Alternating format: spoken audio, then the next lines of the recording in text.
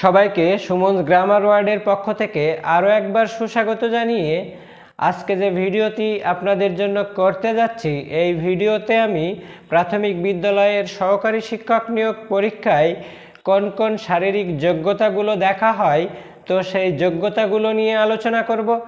তো আমার এক সাবস্ক্রাইবার এক আপু আমার পূর্ব ভিডিওতে কমেন্ট করে আমার কাছে জানতে চেয়েছিলেন যে প্রাথমিক বিদ্যালয়ের সহকারী শিক্ষক নিয়োগ পরীক্ষাতে কোন কোন শারীরিক যোগ্যতাগুলো দেখা হয় বা কোন কোন শারীরিক ডিফল্ট থাকলে নিয়োগ প্রার্থিতা বাতিল হয়, তো সেই সম্পর্কে আমি আলোচনা করব। তো প্রথমেই বলি যে আসলে প্রাথমিক বিদ্যালয়ে সহকারী শিক্ষক নিয়োগ পরীক্ষায় কোনো প্রকার উচ্চতা দেখা হয় না, অর্থাৎ আপনি লম্বা বা খাটো যাই হন না কেন, শারীরিক যোগ্যতার বিচারে আপনার উচ্চতা কোনো ফ্যাক্ট হবে না।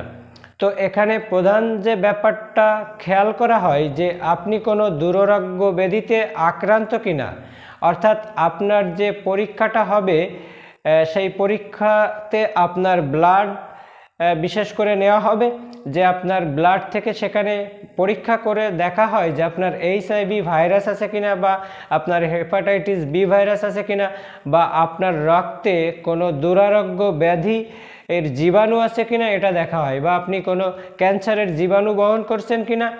তো তারপরে যে শারীরিক যোগ্যতাটা দেখা হয় সেটা হলো আপনার চোখ, আপনার কান, বা অনেক সময় আপনার কথা বলার ধরনটাও খেয়াল করা হয়। তো আপনার কানে যদি সমস্যা থাকে, যে আপনি যদি ডিপ বা বধির হন, তখন কিন্তু সেটা আপনার ডিসকোয়ালিফাই হিসেবে কাউন্ট করা হয়। তো অনেক সময় আপনার চোখ দেখা হয়।